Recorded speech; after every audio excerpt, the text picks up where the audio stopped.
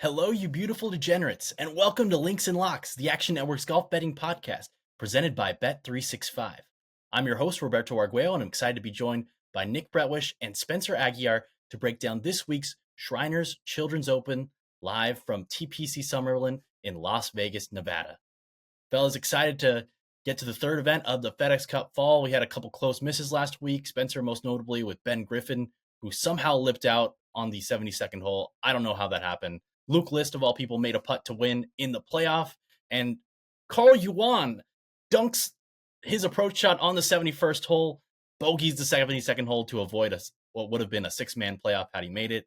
Crazy week last week in Mississippi, and we're off to Las Vegas. It's a home game for you, Spencer. So I'll start it off with you. What is your best bet for the Shriners Children's Open? Yeah, I need the positive momentum here after what happened last week. I don't know. Obviously we've done a lot of shows together here at Action Network. I don't that's probably the worst tournament I've ever had from start to finish. Like, my bet of the week is to fade Luke List, who wins the golf tournament, against my guy in Ben Griffin, who's one of my biggest outrights, who just completely falls apart at the end down the stretch there. So, unfortunately, like, that's something that happens in sports betting. Obviously, you need to have a short mindset and just be able to get over things quickly. So I'm going to go back to the drawing board here with a player that I have been fading over and over again. I just think he's a little bit too volatile for these matchup markets. I'm going to take Bo Hostler minus 118 over Lucas Herbert. Okay, you got to the window by fading Lucas Herbert as your best bet at the Fortinet Championship about a month ago. So going back to the well against him here in Las Vegas. Nick, welcome onto the show. What is your best bet for the Shriners Children's Open? I'm going to go to the guy we talked about pre going on the air. I've never got him right, but my numbers seem to like him every single week. Alex Smalley, top 20 at plus 220. All right, so Alex Smalley is Nick's best bet. And for me, I'm going to go Scott Stallings plus 115 for a top 40 where ties are paid in full. Betting this one for just a half unit, but we'll get back to my reasoning on this one in just a moment. But first, Spencer, why are you fading Lucas Herbert? When we're looking at this Bo Hostler play against Lucas Herbert, like, I understand Herbert's been trending the past few weeks with back-to-back top 30 finishes. That fact, and then it's going to present this increased likelihood that the bet goes 4 days. I usually want things to end as quickly as possible to avoid that boom or bust nature of what happens when a bet extends into all 4 rounds. But with all that being said, I still wouldn't call this a safe fit for Herbert here at this venue. Herbert ranked 102nd in my model for strokes gained total on TPC tracks, 105th for weighted par 5 scoring, 110th for sand safe percentage, and 120th for GIR percentage because of his 80th place mark here for weighted proximity. I'm going to take a player in Hostler who generated far better scoring returns throughout the board, and then, grab that skill set. I obviously, like, we'll get more into this when we talk about outright bets and things of that nature. I wanted extra exposure to Hostler this week. I kind of ran out of room. I thought this was a really nice way to get this exposure in from a head-to-head bet against a guy who, look, I mean, I said the same exact thing at the Fortinet, and Herbert shot himself up the leaderboard and was nearly winning the tournament, and then all of a sudden it went downhill after that. But, if he has that downside on Thursday or Friday, I think he misses the cut. I'm hoping over 4 days he kind of presents that downturn at some point, because Hostler's one of the safest players in my model. So I'm going to bet on that safety. I would not be shocked if Hostler ended up working himself up the leaderboard himself, maybe a little bit more so than he sometimes does during some of these weeks. But I just thought it was a nice spot to fade Herbert against the golfer that I really like. All right, well, my Longhorns need a win somewhere, so hopefully we get it from Bo Hostler. Nick, break down your best bet of the day. So Alex Smalley grades 11th overall for me in this field, and this is a very strong field. I'm actually excited to watch this tournament in Spencer's backyard there. For me, like, what got him so short in my numbers is this. I comped this course very similarly to the John Deere. So at TPC Deere Run there, I'd love to hear you guys' thoughts on those comps. Mainly for those short iron play. I know we're way up in elevation too, so it's, distance is not going to be a problem for anybody. Alex Smalley is becoming a very, very good driver and an accurate driver of the golf ball, so I think that'll help him get in the fairway a lot. And I love what I saw from him last week in terms of, like, the metrics. where he really scored with the flat stick was something we don't see a lot with Alex Smalley, and the iron play just wasn't there. This is, historically a very, very good iron player and a ball striker, and that's what this course should call for. So if he can get those irons back in play, I think 220 is a little bit of a misprice. I think at worst it should probably be 2-1 in that top 20 market. It seems like most of the market is there, but you can get that outlier at plus 220 still. And I doubt they even move it knowing the book that it's at. But yeah, I really think this is a good course comp for Smalley. And if that flat stick's heating up, let's go get him. Couple things on that one, Nick. I think you're right on with the comparison to the John Deere Classic. Looking at a quick glance at the approach shot distribution for the last couple of years at each of these courses, very similar, especially with the added emphasis on 100 to 150 yards and 75 to 100 as well. So that makes a ton of sense and makes me even more confident in one of my outright picks that we'll get to in a little bit. But getting to my best bet this week, I'm going with Scott Stallings at plus 115 for a top 40 where ties are paid in full. He's got terrible course history here, and last week he made it to a playoff buoyed on a hot putter. And one thing that we mentioned last week on the podcast, that Scott Stallings was in Luke List territory with the putter until 3 or 4 events ago. And prior to that period of time, he had missed 8 of 9 cuts, lost a ton of strokes putting, and then talked with you guys about him last week. Didn't end up betting anything on him, unfortunately, but he made it to the playoff. And who else is in that playoff? Luke List, of all people. And Luke List wins the tournament on a 40-foot bomb. Scott Stallings has one of the best putting weeks of anybody in the field last week. Who would have thought? I think he's still a little bit underpriced because of that shift with the putter, where a lot of his downside with the putter has been priced in. Hasn't been a great course for him historically, but he's been playing some more solid golf, made a few cuts in a row. I think he's got a great chance of getting a top 40 in this relatively weak field that doesn't have a lot of depth. And this tournament also 12 players fewer than there were last year. So a little bit smaller field helps us out just a little bit, and a smaller field from last week's full field as well. So I'm going with Scott Stallings at plus 115 for a top 40. Now, before we get into our outright bets, let's break down the course at TPC Summerlin there in Spencer's backyard. Spencer, I'll give you first on the tee with your thoughts on the course. I mean, I could probably turn my camera and I could show you guys that. I mean, like, it is literally within shouting distance for me. So it's a course I know very well. Bobby Weed masterminded TPC Summerlin on this rugged desert terrain in 1991. Fuzzy Zeller served as his consultant.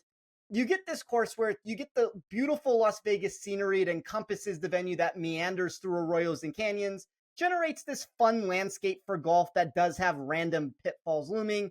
Look no further than the 92 bunkers and then that desert topography. However, for what you get aesthetically from a visual perspective, you do lose on the opposite end of the spectrum when it comes to difficulty. The last 5 iterations of this contest have produced a winning total between 21 and 24 under par.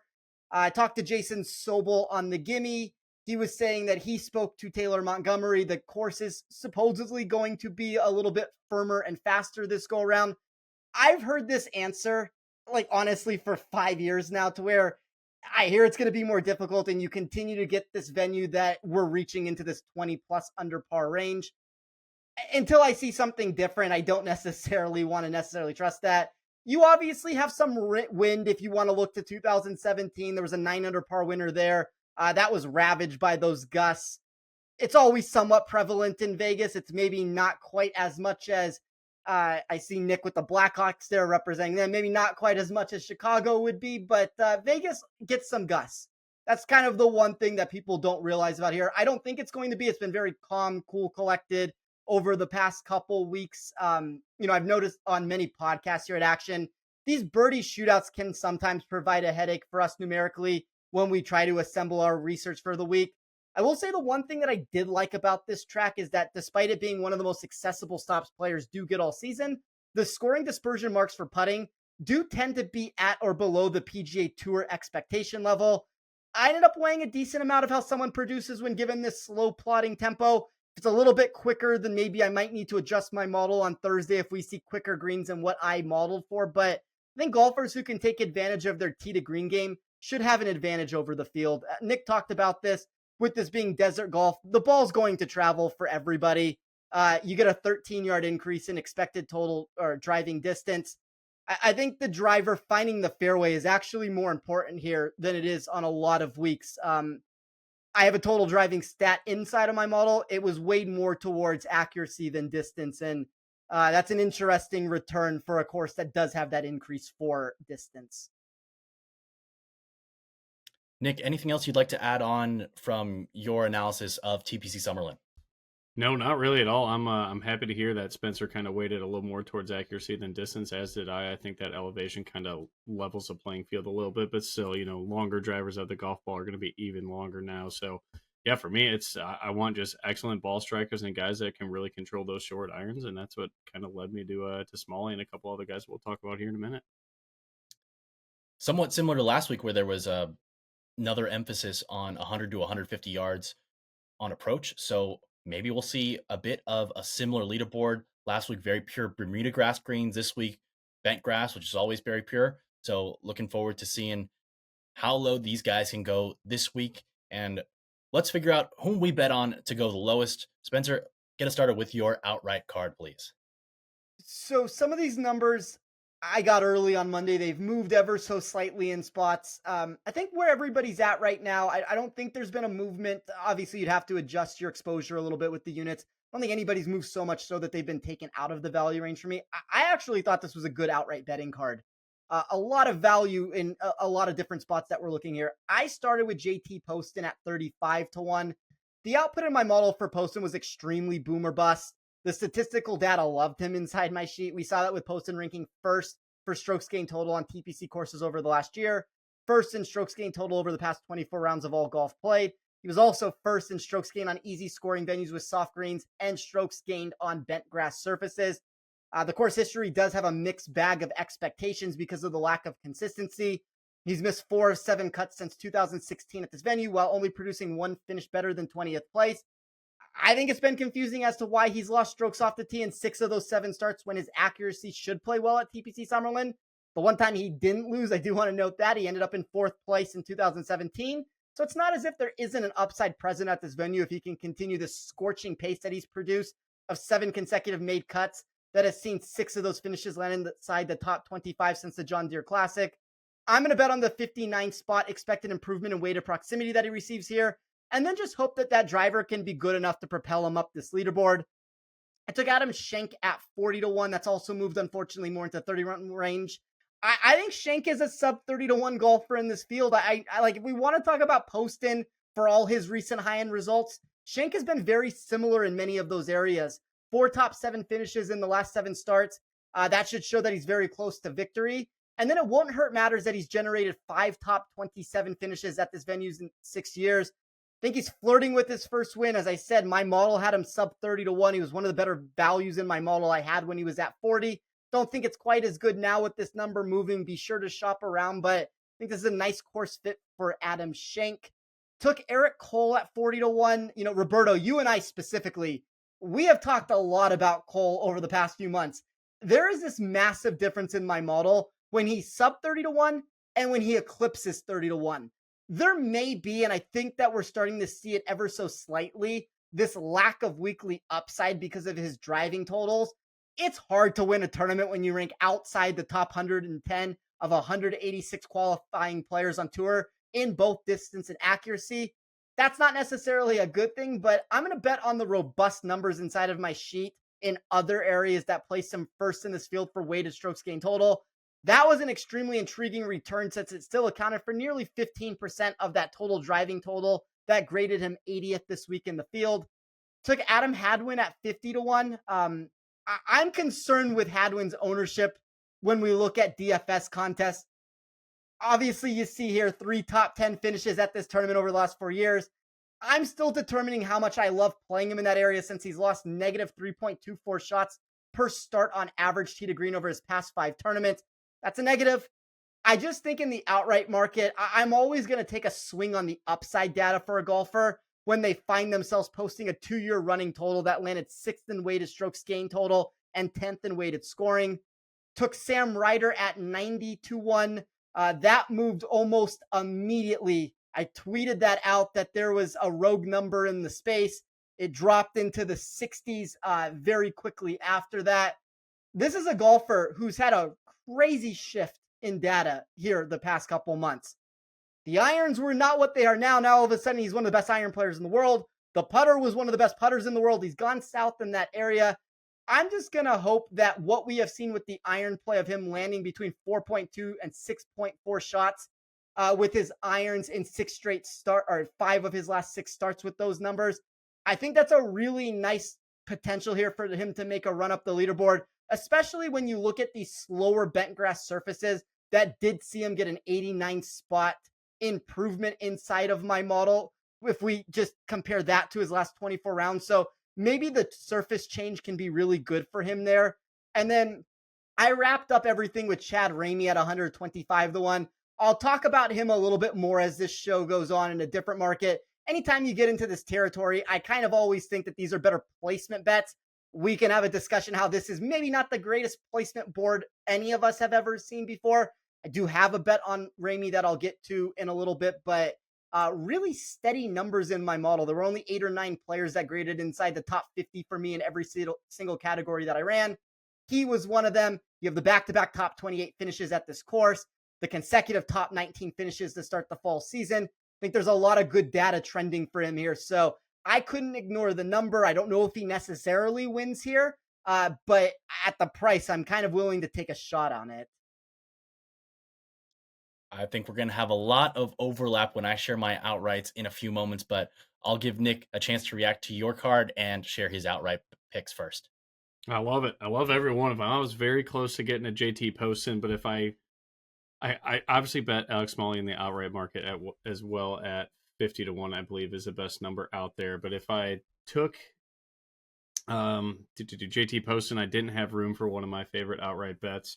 Not really a sexy guy or anything in terms of like his golf game, but Andrew Putnam at 40 to 1. Andrew Putnam graded extremely well. And honestly, the 3 guys I'm going to mention here like are literally carbon copies of JT Poston without, maybe not as elite ball striking numbers as Poston kind of closed the normal PGA Tour swing of 2023. But Andrew Putnam had 4 top 10s, 3 of those in very good very good tournaments this year in strong field. So I'm all for it. He's one of the best short iron players in the field, according to my numbers. So Andrew Putnam at 40 to 1, a fairway finder.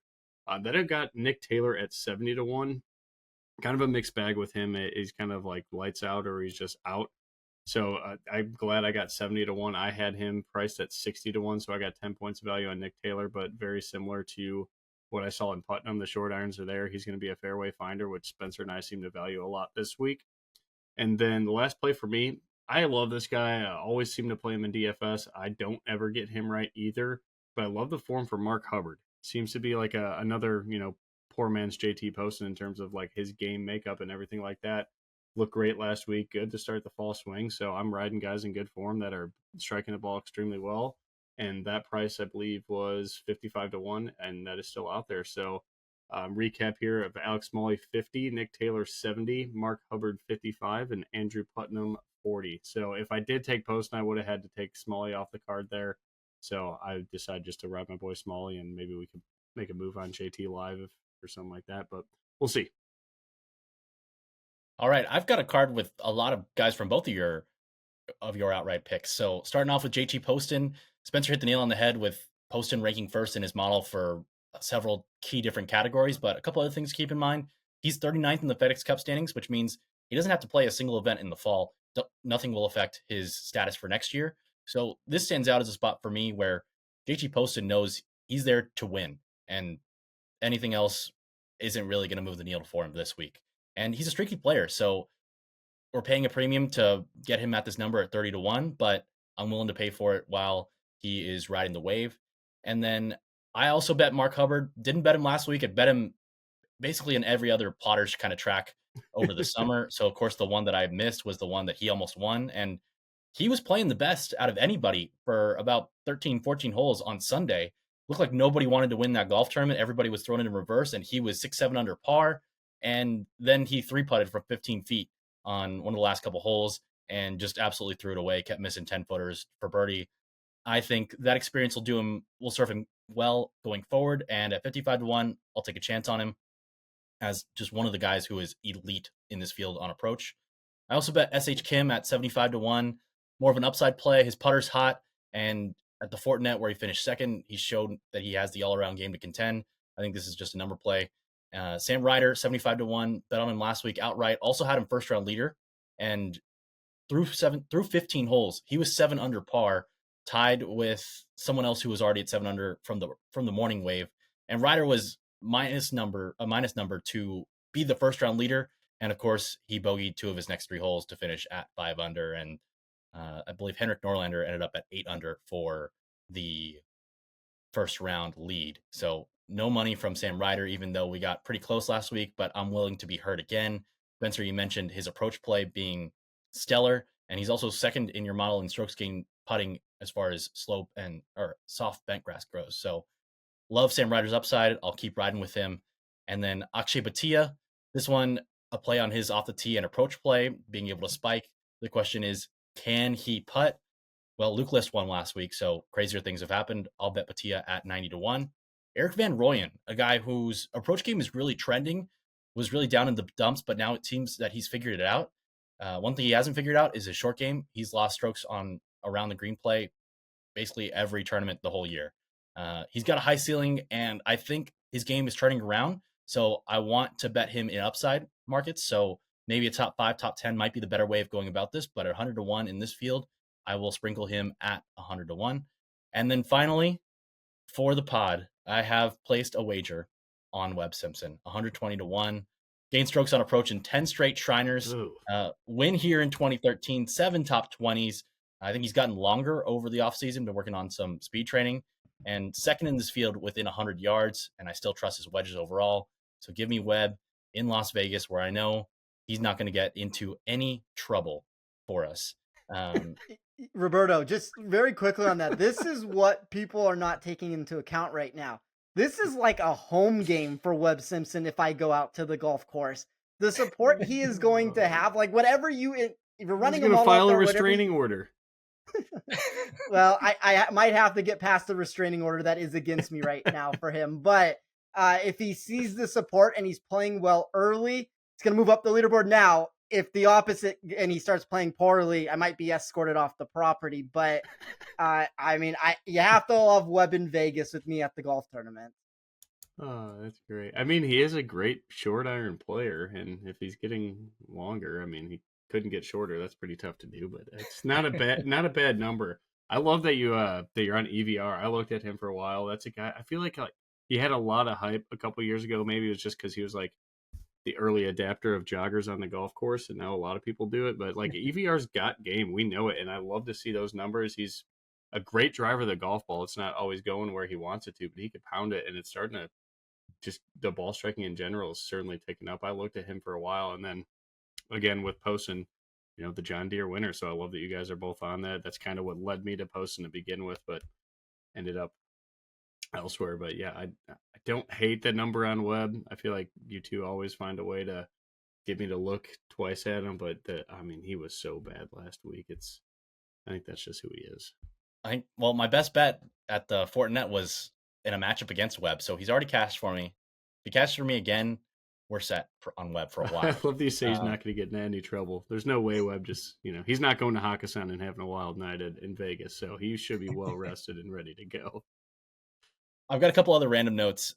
Sam Ryder, Spencer, you mentioned his approach play has surged and his putting has kind of been a little bit stagnant and was left a lot out there on Thursday. It was just a roller coaster round. I don't think he made a par between the 6th and 17th holes. It was a roller coaster. But anyways, he's gained strokes putting here 5 consecutive seasons. So that gives me a little bit of confidence. Also, Adam Schenk playing in his first time since the Tour Championship. I actually got to call the Tour Championship for PGA Tour Live. And on Sunday, over the weekend, on Saturday, we saw him putting with one of the putters that Ricky Fowler and Wyndham Clark. The Jailbird, yes. Wyndham Clark is exactly what I was thinking of. The Versa Jailbird. And then he moved to a different putter the next day, his putter that he's traditionally had, a different Odyssey putter. And we realized that on the first hole, he was in our featured group. And I wanted to confirm that it was a different putter. We found it. It was. Got that out to the people right before he hit his putt.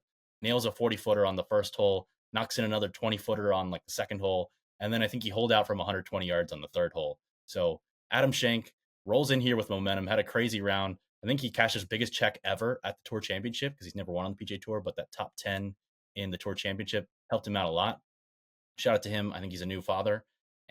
So looking forward to seeing how he does this week. Wanted to welcome back Siwoo Kim, who won at the Asian Games. We mentioned this last week with Sung Jae Im. He now doesn't have to do the 2-year mandatory military service for South Koreans. I think it's just a 2-month version now. And then Nick Taylor. Nick, you mentioned him. I think I'm going to have to add him to the card. I got a big card anyways, but Nick Taylor's upside, I think that his performance at the Phoenix Open, where he gained 4.33 shots per round, is the best mark of anybody for a full tournament in this field this year. And the crazy thing is that Nick Taylor didn't even win that tournament because Scotty Scheffler knew how to putt that week. So Nick Taylor should have won that week. He didn't. Came back, won the Canadian Open, where he was a stroke worse per round almost, and still got that done. I think he's got really high upside, and we've seen him win on similar kind of short golf courses like Pebble Beach. So really like Nick Taylor, and him being at 70-1 is just a misprice. He's not as consistent as a lot of other guys who are in the 30-40-1 range, but the upside is there for him. And if he plays his best, he can win this week. So I like Nick Taylor, and I'm adding him. Guys, I think we've talked enough about our outrights. Let's get into the rest of our card. I know that we weren't super enthusiastic about what's out there right now, but Spencer, I'll let you take the floor. And what are your remaining placement bets, matchups, etc.? Did you want to say something, Nick? Well, just real quick, what are you guys' thoughts on the local hero, Taylor Montgomery? I know his irons are not good, but for the proximity, he is one of the best short iron players on tour in terms of proximity. And obviously the driver, he sprays it like crazy, but I don't know. With his putter, I mean, he finished tied for 15th here last year. Actually hit fairways. One of the few rounds on tour he hit fairways, or a few tournaments he hit fairways, was at the Shriner. So I don't know if this is just because it's, of course he's probably played 100 times. Any thoughts on Taylor Montgomery? Because a guy that can roll the rock like that, like we saw with Luke List, with how good he rolled the rock just all week long, I feel like he certainly has the upside to win a tournament, especially, and he's pretty long too. So, he's going to get a lot of wedges in his hands all day long. He just needs to, put the ball in play and not spray it off the tee. But I think the comfort of this course, how much he's probably played it, likely fits his eye. Again, one sample size of last year's tournament, but he is a Vegas native, I believe. Yeah, I mean, I think he's very similar to the Adam Hadwin answer that I would give, to where the upside totals look really good. And if you're going to play him, you need to bet him in like any of those up, like to win the golf tournament, to come top 10. I think when you start playing him for safety, there's obviously too much risk for all the reasons that you just talked about, of the game being like not there right now. But if he did have form, like if I just gave him average form entering this contest compared to the rest of the field, he'd be inside the top 20 of my model. So, I mean, that's always something worth noting for a course that he obviously has experience on from playing at UNLV and living here. And it's a good spot for him if he can turn it around. I don't know if he can, but I think if you want to throw a dart for an outright or for a top 10, like there's a lot worse ways than you can do it than Taylor Montgomery. Yeah, that's what I figured. It's one of those like reach markets that Roberto was talking about with like APR and whatnot. Yeah. Agree on the upside play for Montgomery. I really wanted to find a way to back him, but the approach numbers are just so concerning that I couldn't get there. Maybe in a big DFS pool, he's your guy. There we go. Yeah. All right. So getting into the placement markets, matchups, and any other types of bets you found value on. Spencer, we'll start off with you. So I am going to play Andrew Putnam for 39th or better. That is over on Bet365, kind of for all the reasons that Nick talked about. Couldn't get there with him. Couldn't get there with my next player in the outright market of Bo Hostler. That's also going to be 39th or better. But that's kind of my mentality this week, is try to find some of these guys that I do want exposure to and get them in different iterations of the market. So Putnam, Hostler, 39th or better, minus 120 over on Bet365. Took Chad Ramey for a top 20 at plus 320. You can find better if you can find a book where ties don't pay in full, but it goes back to the back-to-back top 28 finishes at this course. think that's going to play nicely into his consecutive top 19 finishes to start the season. Obviously, like, you're going to have to pick and choose your spots with some of these players, but I thought over 3-1, like, we can kind of have the discussion that these placement markets this week are very, trying to think of a kind word to give here. There's a lot They're of squeezed. They're very squeezed. They're squeezed to the max. And Nick and I were even talking about this before we came on air. I would think a volatile tournament where the scores get into 20 under par, books could let their foot off the gas a little bit and give us a little bit more wiggle room. But I guess it's one of those spots where there's difficulty of if they don't know where to price. And this is across the entire market. This is at any single book that you can look at. It's kind of squeezed throughout everywhere, but don't want a ton of exposure there. I'm just going to take that one shot on Ramey because my model had him a little bit higher than what that number was. And then, I mean, we're not a first round leader show. I understand that. Like, we're trying to give long-term equity bets here that actually are going to be sustainable. I'm going to give 2 first round leader bets that I actually really like this week. And it's very abnormal for me to do this. I'm going to take Andrew Putnam at 55-1 and JT Poston at 45-1. I do think there's an advantage here, specifically if Jason Sobel ends up being correct, that they try to make this a little bit quicker of a surface. Like, just naturally, the morning waves are going to be where you want to go for a first round leader bet. You get softer conditions, but if they are making a concerted effort to make this quicker and not so soft, I think it makes even more of an advantage now to the morning wave because they're going to get the softest of the conditions. So if we can cut this in half, at least in my mind, to where now we're only dealing with about 65 players, and there are some ebbs and flows of these numbers where I think some of these players are just egregiously mispriced, where their number is way too shallow. I thought these were 2 really good numbers to kind of throw darts at here in Poston and Putnam. And you'd think that the win would pick up in the afternoon too. That too. I like both of those guys, and I've got a first round leader article coming tomorrow on the Action Network, so maybe we'll have some overlap between those. I already have a ticket on Poston, so I like those. First round leaders there's nothing like it. It's electric. If you hit on one, there's no better feeling in golf, even an outright, in my opinion. But Nick, any other bets for you for the Shriners this week? That is it. All right. That's it for me too. So a reminder that Links and Locks is presented by Bet365. Bet365 doesn't do ordinary. They believe that every sport should be epic. Every touchdown, every game, every point, every play. From the moments that are legendary to the ones that fly under the radar. See for yourself when you sign up today with code ACTION, that's ACTION, and you'll get $365 in bonus bets when you bet just $1. Must be 21 or older. Must be present in Colorado, Kentucky, Iowa, New Jersey, Ohio, or Virginia. If someone you know has a gambling problem and wants help, call 1-800-GAMBLER in Colorado, Kentucky, New Jersey, Ohio, and Virginia, or 1-800-BETS-OFF in Iowa. Terms and conditions apply. All right, guys. One last question before we head to rapid fire, an abbreviated rapid fire. Lexi Thompson, LPGA Tour player, is in the field this week. Any thoughts on her? She is currently plus 1,200 to make the cut, minus 2,500 to miss the cut. Any thoughts? Anything you're going to bet on her, or should we keep it moving? I couldn't pull much data for her. Yeah, I have no data on her. I think it's great to grow the game to have her in this golf tournament.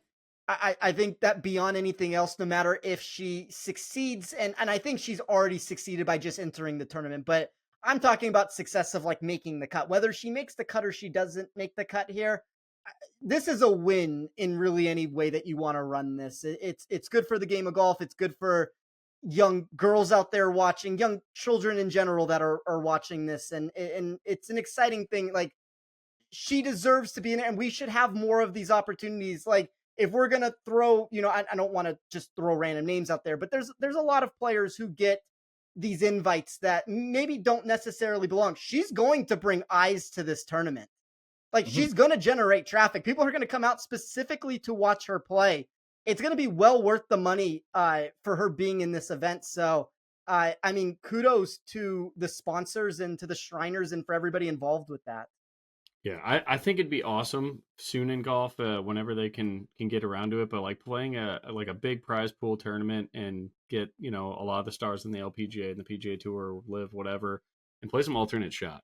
I think that would be the like give me odds on like something like that, a grouping like that, to where we'll pay a subscription somewhere to get some LPGA data at that point, where it's like an actual even betting field. I think that'd be a lot of fun. Well, I do know that in Tiger Woods' new golf league, the TGR, I believe that's going to be part of the program where they have players from the LPGA Tour, the PGA Tour, playing together. So intrigued to see how that looks when it comes to ESPN, the ESPN family of networks. I believe in early 2024, and who knows, maybe we'll see some more odds for Lexi Thompson on Wednesday.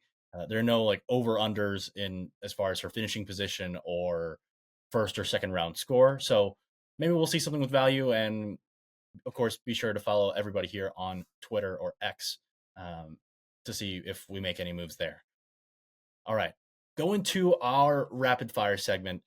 Fellas, let's start at the top. We haven't talked about these guys very much today. If you had to place an outright ticket on Bet365 at 12-1 on either Ludwig Aubert or Tom Kim, who would you take, Spencer? I'm probably against the grain on this answer from what I think most people would give the answer to.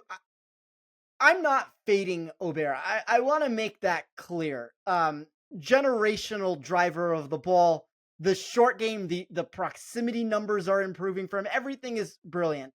Played a lot of golf. The Ryder Cup traveling over. I know he talked in an interview last week at the Sanderson that he's kind of running on fumes a little bit. Almost wins the golf tournament, which is just incredible because I did not think he looked his level of good during that event. I'm going to take Tom Kim. There's very small minor differences there, but I do think this is a really nice course fit for Tom Kim. Nick? I'm gonna go. The heart says Tom Kim. The data says Tom Kim for me. Obviously, longer sample size on him. Does Ludwig party at all? Like, how's he gonna do in Vegas? I feel like He's he's 22. kind of that. He's older than 22. Tom Kim, surprisingly. But Tom Kim last year he was 20 when he won this tournament. Now he's 21. Does that change things? He's already a winner. He hasn't played as a winner before on the PGA Tour, defending his title because he won the Travelers, but he had that ankle injury that he couldn't play this year. So first time title defense for Tom Kim. Tom Kim wears that rock tape sometimes, or that physical therapy tape. That to me seems like he's got a guy that's not going to go out and drink a ton of beer. Ludwig went to Texas Tech, like they drink down there. I feel like he's more likely to party than Tom Kim is. It's nothing against physical therapy tape or physio tape, whatever you call it, but like if I had to bet on it, Ludwig, and he's European. Those guys, they pound beer, and over there they smoke cigarettes too. So Ludwig's probably just got partying. I'm going on a rant here. That's off the balls. But yeah, give me Tom Kim. Long answer, long. Sorry. I'd take Aubert, but I don't want to fade Tom Kim, considering that this course looks tailor-made for him, and I don't believe he made a single bogey on this golf course the entire tournament last year when he won. So, Tom Kim, a lot of respect, but I'm going to have to go Aubert. Moving on to Siwoo Kim and Cameron Davis, the only two guys priced between 12 and 32-1 on Bet365 in the enhanced win market. Who would you rather have, Davis or Siwoo Kim? Spencer? Very, very close for me. I guess I'll take Siwoo. I mean, we've talked about now the freedom that he's going to be able to play with, that he doesn't have to be thinking about things in the future. Course history looks good. The statistical data, how I ran it, looks good. But I mean, we're talking about two top 10 players. Like it's comparing apples to oranges here. Like if you like one thing more than the other, that's kind of where I would go. I think it's very close.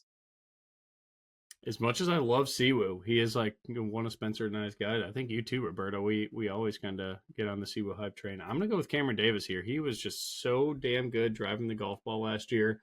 The short iron proximities are elite, and I think this is a course where we don't need to look into putting as much, which obviously would help Siwoo a little bit. But just give me the nod on Cameron Davis's putter.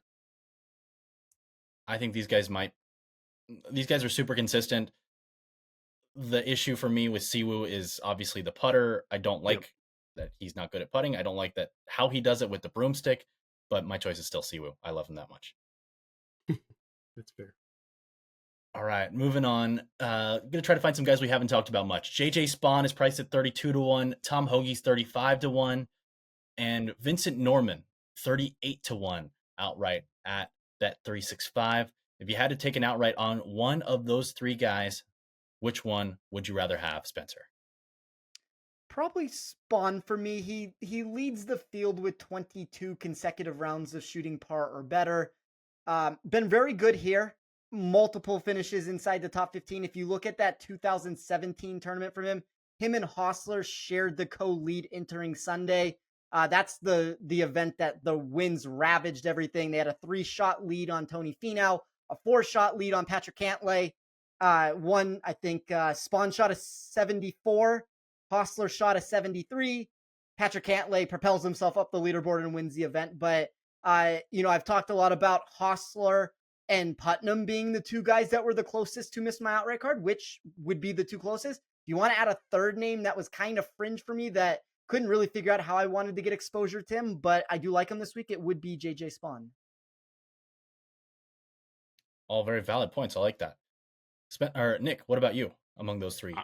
I'm going with Norman. My numbers absolutely loved him. Where it's just kind of right on market, though. I mean, he is an excellent ball striker, excellent, probably one of the best drivers in the field of the golf ball. And then the bent grass putting, he gets a spike when he goes to bent grass from the data that I pulled, and he hasn't missed a cut since June. I think with all the love for Aubert right now, Vincent Norman's won 2 tournaments since July. One being on the European Tour, the Irish Open, actually. So good to see him there. And I just think this guy is, no one's talking about him because it's all about Ludwig. I think he's one of the, arguably the 1B to Ludwig on the 1A in terms of Swedish golfers. So I'm going to go with Vincent Norman. I think this is a great property for him. And I was talking to you guys, off air, that it's weird that the U.S. betting market absolutely loves him, but offshore does not, which is usually would be the other way around for the Euros. So I don't know if the European people that know him more than we do, they'll like something about him here, but I feel like it's a great course comp, and I would certainly take him to win the tournament over a guy like JJ Spawn. I think is perfect for like a DFS cash game. He's probably one of the safer players in the field, and I'm sure ownership trends will reflect that. But if we're going for pure upside here, give me Vincent Norman. The guy's won 2 tournaments already since July. I would have to go Hoagie or Vincent Norman. We bet, Nick, you and I bet Hoagie last week in a lesser field. Terrible round one. Terrible 50-1. And now he's 35 in a tougher field. So I think we were validated and we made a good bet. And he couldn't putt last week. So lost strokes putting, did what we thought he would do on approach, just doesn't work out. And unfortunately, putting is involved in golf. So I think Vincent Norman has the highest upside among these guys, but I think Tom Hoagie really fits this track. I'd probably go Norman, but I chose JT Poston on my card over including these two players, so I really like both of them. I want to get clarification really fast before we move on past this topic. Nick, did I hear this correctly? Vincent Norman, the second best Swede, the 1B. Give me the 1B. I'm going to say a tied for, currently, who's better than Ludwig?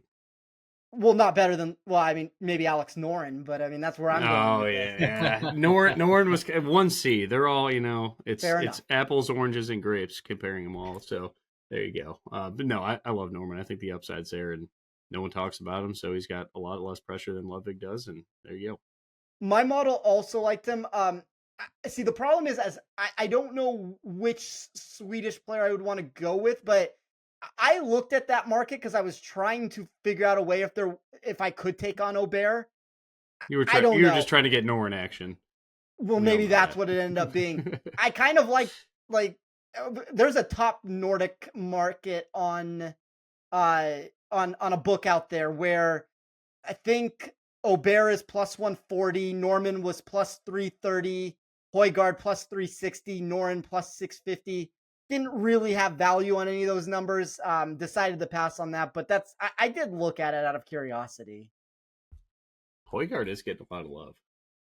Yeah, I kind of liked them also this week.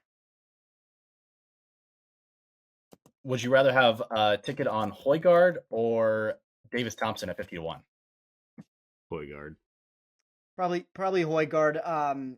Do think, like I said last week, though, with Davis Thompson, this is another good course fit for him. Anytime you can get him at these easy scoring venues, we've seen what he can do potentially at a TPC property in the past. I don't know. I mean, like, the problem is, Roberto, with a lot of these questions, and I guess that's like you're asking the right questions here with it. Pretty much every name that you've talked about on any of these this or that questions, there's not been one player that I am just egregiously out on this weekend, and maybe that's why sports books in general are being very cautious with how much they're squeezing things, because there's such small differences between a lot of these players. Well, hopefully that means we get another 5-way playoff this week with exclusively our guys this time, of course. Fellas, where else can we find your work this week? Starting with you, Spencer. You can find me over on Twitter or X at TOffSports. I will have my Wednesday round 1 matchup. If you want to take a look at my model, you can find that over at Rotoballer. You can get all the data. You can weigh the model yourself when you make a copy. And then I believe Nick and I will be back in action this week for Better Golf Pod. All right. Nick, where else can the people find you this week? You could find me on the couch tonight watching the debut of the greatest athlete in Chicago sports history, Connor Bedard, going against Pittsburgh Penguins. I did take the plus 205 there. Probably throwing away money, though. This team is not going to be good for a couple of years. But we do have the Michael Jordan on ice and Connor Bedard. City's pumped about that. You can find me on Twitter at StixPicks, STIXPICKS. And yes, Better Golf Pod on Twitter as well. Spencer and I will be back. I think this is a really fun field. Like all the guys we just talked about, like all of them have a great chance of winning. It's tough to take a stand on any of the questions you had today, Roberto. So I do love that. And then all the football work as usual at Win Daily Sports. Awesome. Should be another fantastic weekend in the fall. And who'd have thought that last week during the NFL's witching hour, the Sanderson Farms was actually more compelling content for the majority of that time. So stay tuned for the golf. It should be a ton of fun this week. You can find me on Twitter at RobertoA213.